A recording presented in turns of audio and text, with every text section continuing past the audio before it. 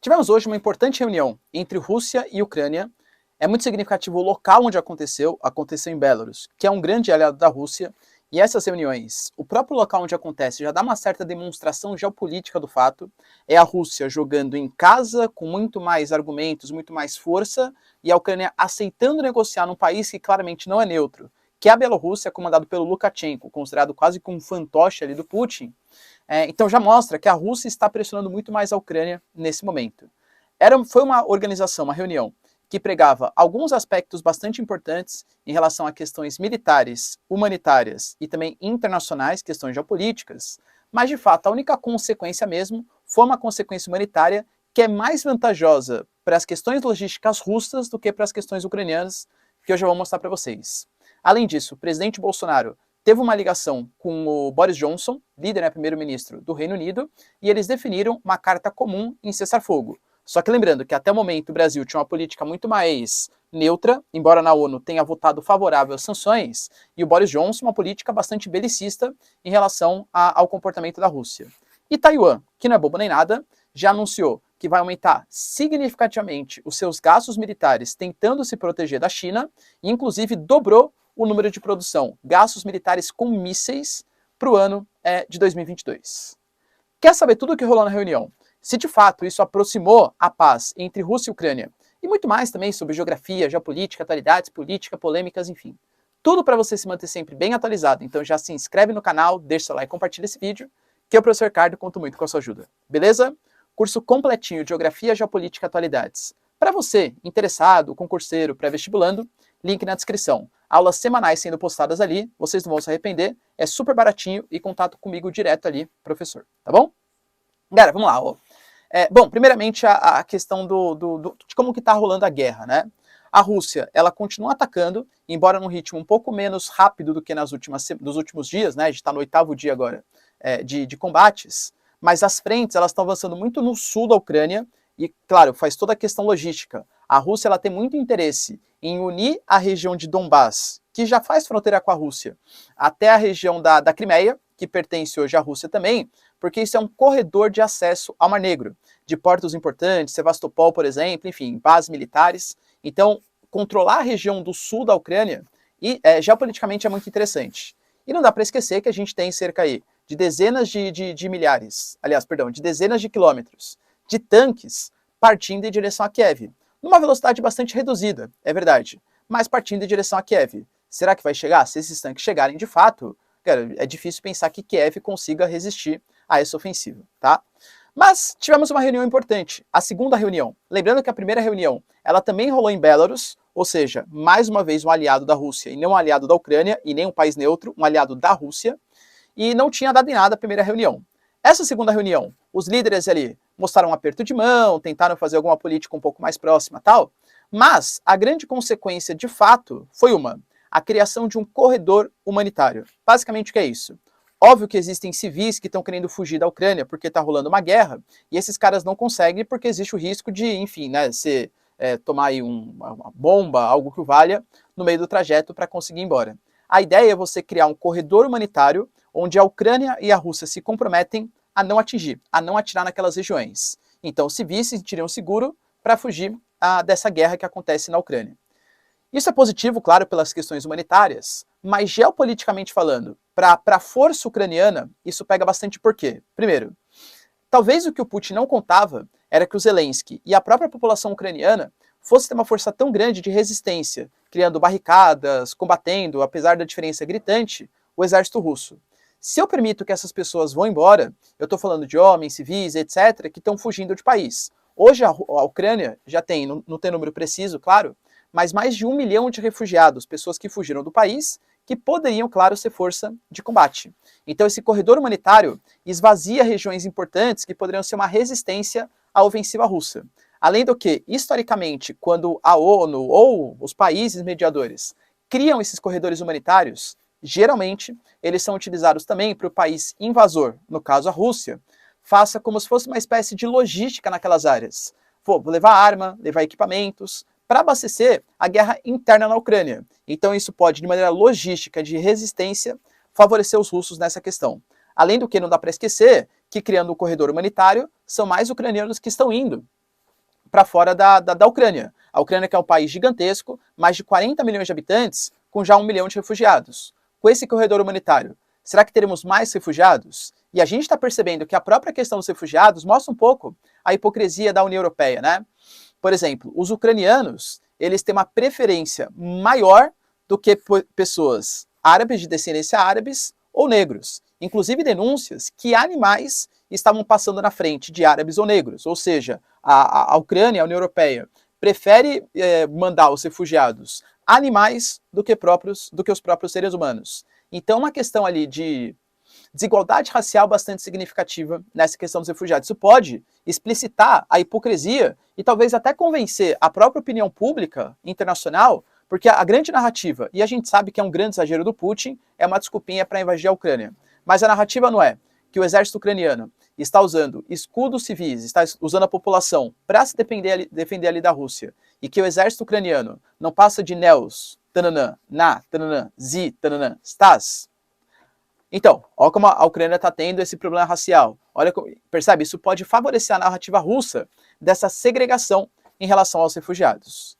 Então essa reunião ela foi muito mais benéfica para a Rússia do que provavelmente para a Ucrânia, porque de fato não houve nenhum avanço em temas que são sensíveis. Donbass, Lugansk e Donetsk vai ficar com quem? A Ucrânia, ela vai ser desmilitarizada ou não? Porque o que a Rússia quer nesse momento é a desmilitarização total da Ucrânia, lembrando que a Ucrânia está entre OTAN e Rússia, é bem perigoso, claro, e que a Ucrânia adote uma posição de neutralidade para sempre, ou seja, nunca entre para a OTAN. E também que a Crimeia seja reconhecido de fato como território russo pelos ucranianos. A Ucrânia, pelo menos nesse momento, penso que uma posição de neutralidade até pode adotar, dependendo de quais forem as condições, mas considerar que a Crimeia pertence à Rússia e se desmilitarizar completamente do lado da Rússia e da OTAN, eu não acho que a Ucrânia vai ter esse tipo de pensamento, né? Acho que é praticamente inviável esse tipo de posição.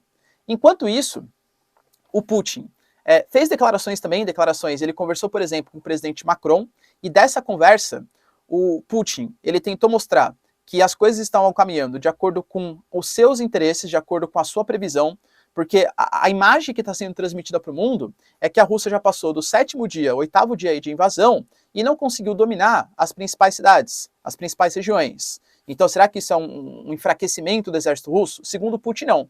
Ele primeiro está fazendo a tática da terra arrasada, destruindo infraestrutura de energia, militar e tal, para depois avançar com as suas tropas. Esse corredor humanitário, esvaziando áreas estratégicas, pode ser ainda mais um passo em direção ao Putin. E falou que ele não vai parar, o Putin não vai parar enquanto não atingir os seus objetivos, que basicamente é a eliminação da Ucrânia. Inclusive falou da Ucrânia como Estado, né? Falou que a Ucrânia e a Rússia são um povo só. Ele está sempre resgatando esse passado da União Soviética, que a Ucrânia foi criada em um contexto de Guerra Fria, não um contexto de União Soviética, nenhum contexto atual, para falar que existe um único povo. Ou seja, que a Ucrânia não merece ser um Estado sozinho, né?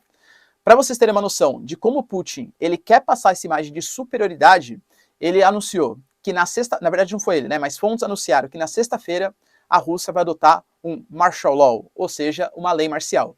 Basicamente, as leis civis, impostas ali pela população, vão ser modificadas pelas leis militares. Isso mostra novamente que a Rússia está se militarizando, está crescendo, não pode perder essa guerra. E lembrando que uma guerra hoje, também a narrativa faz muito parte.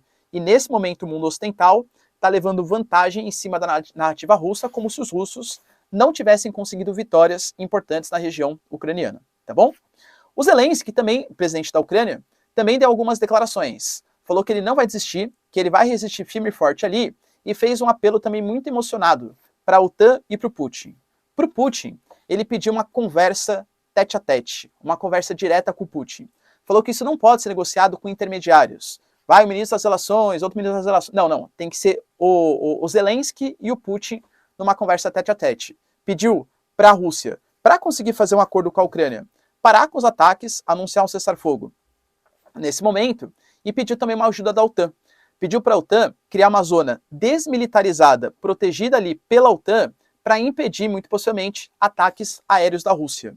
A OTAN já anunciou que ela não vai fazer isso porque isso representa um risco muito grande. Novamente, né? A OTAN mandando ali soldados, ou até mesmo, né, uma zona desmilitarizada aérea, impedindo que caças russos entrem no espaço aéreo da Ucrânia. Se tiver um conflito entre um caça da OTAN e um caça russo, Isso significa a OTAN, consequentemente Estados Unidos, entrando num conflito direto com a Rússia. Que, claro, não é isso que a Rússia quer e nem os Estados Unidos nem a OTAN querem nesse momento. Então a OTAN, novamente, né, recusou ajuda e o Zelensky vai ficar, convenhamos, né, nas sanções econômicas, tá? Outros pontos importantes que a gente teve também hoje foi uma surpreendente, pelo menos para mim, reunião entre o Boris Johnson e o Bolsonaro. Por quê? Porque são políticos que estão lidando com essa maneira de maneira bastante diferente. O Bolsonaro, ele nunca criticou publicamente a Rússia, embora o Brasil tenha votado 2 vezes na ONU contrário à atitude da Rússia, apoiando uma resolução que condena o ataque da Rússia frente à Ucrânia, mas publicamente o Bolsonaro fala que ele não pode interferir no conflito, o Bolsonaro fala que, na verdade, já falou, né, no passado, que o Putin é o líder conservador, que ele se solidariza com a Rússia. Então o Brasil está tentando adotar uma postura um pouco mais neutra. Professor, é pelas questões comerciais. Lembrando que as questões comerciais já estão bastante comprometidas, principalmente na importação de fertilizantes. A Rússia está excluída do sistema SWIFT de comunicação interbancária. Então, para a gente conseguir comprar fertilizantes da Rússia, ficaria muito complicado. A gente já está procurando mercados no Canadá, existem áreas, por exemplo, na Amazônia, alguns em terras indígenas, que existem também reservas de potássio, tal, que poderiam ser exploradas.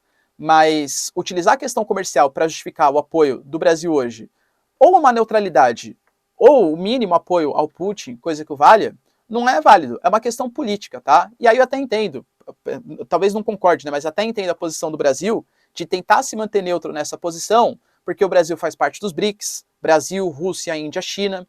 Lembrando que, por exemplo, na votação da resolução do Conselho de Segurança da ONU, a gente teve 15 votos. A Índia, China, que fazem parte dos BRICS, votaram o contrário, na verdade se abstiveram de votar numa condenação à Rússia, até por uma aliança mais próxima ali do Oriente. A Índia e a China estão evitando entrar em conflito com a Rússia. Acho que o Brasil está buscando fazer isso também nesse momento. Mas fez uma resolução com o Boris Johnson, que desde o início desse conflito entre Rússia e Ucrânia, sempre foi extremamente belicoso. Falou que vai mandar armas, que tem que aplicar sanções, até porque o Reino Unido tem 3% da sua energia vindo de gás russo. É muito mais confortável para o Reino Unido falar do que para a França e a Alemanha, que estão quase 50% do gás vindo da Rússia. Mas enfim, fizeram uma carta de resolução, criticando a postura da Rússia, falando de um cessar-fogo. Então o Brasil se aproximou um pouco mais, pelo menos nessa carta, do mundo ocidental. E para falar que não estão acontecendo coisas em outras regiões do mundo, Taiwan. Taiwan está extremamente preocupado com a política da China. A China que anunciou que poderia ser, aliás, inclusive só reforçando, tá? Então o Brasil e o Reino Unido, eles se colocaram como países que poderiam mediar uma situação. Tá difícil arranjar um país que seja neutro nessa situação. Bielorrússia, por exemplo, hoje, que está sediando as reuniões, claramente é muito mais pró-Rússia, e como eu falei para vocês, conta muito na geopolítica isso. E para finalizar, Taiwan. Taiwan, que desde 1949, quando ocorreu a Revolução Chinesa, formaram o que eles chamam de a verdadeira China, só que a China continental nunca reconheceu que Taiwan, claro, é a verdadeira China. A China vem cada vez mais militarizando as suas regiões. Cada vez mais vem avançando o espaço aéreo de Taiwan. Inclusive, no início da guerra entre Rússia e Ucrânia, no primeiro dia da invasão, a China violou 8 vezes o espaço aéreo de Taiwan. Taiwan é extremamente preocupado que talvez a China se aproveite desse momento para também interferir em Taiwan, sabendo que as preocupações dos Estados Unidos, da OTAN, estão divididas, possivelmente entre Ucrânia e Taiwan, se caso a China faça um ataque, claro, anunciou que vai reforçar bastante, aumentar bastante seus investimentos em defesa militar, prevenindo-se de um ataque anfíbio, lembrando que há uma diferença, porque Taiwan é uma ilha, então para atacar tem que ser aéreo ou por oceano, não dá para ser por terra, que nem, por exemplo, na região da Ucrânia, e anunciou mais que dobrar o número de mísseis para se preservar da China. Cara, convenhamos, pode investir, pode dobrar, tal. Taiwan é muito menor que a Ucrânia, Taiwan é muito menos populoso que a Ucrânia, e embora seja mais rico, mais desenvolvido, não tem nem comparação com o exército chinês. A vitória dos chineses para cima de Taiwan seria muito mais rápida. Só que há uma questão aí também. Os Estados Unidos é muito mais aliado de Taiwan do que é da Ucrânia. Então, um possível ataque da China a Taiwan, aí sim correria o risco de uma terceira guerra mundial, tá? Coisa que eu acho, de novo, né? Espero que não vá acontecer e que a China vai ficar só na ameaça, pelo menos nesse momento. O que vocês pensam? Acham que a China vai, de fato, interferir em Taiwan? Brasil e Reino Unido são bons mediadores para esse conflito? E será que também esse acordo de paz, temos mais um marcado, hein? Agora vai ser marcado uma terceira reunião, terminou com um aperto de mão, para tentar avançar nas negociações. não tem data. O corredor humanitário também não se sabe exatamente onde ele vai ficar, mas ele vai ser criado, lembrando, muito mais favorável à Rússia. Belezinha? Se vocês curtiram o vídeo, pessoal, já deixa seu like e se inscreve no canal. Tamo junto, beijos, abraços e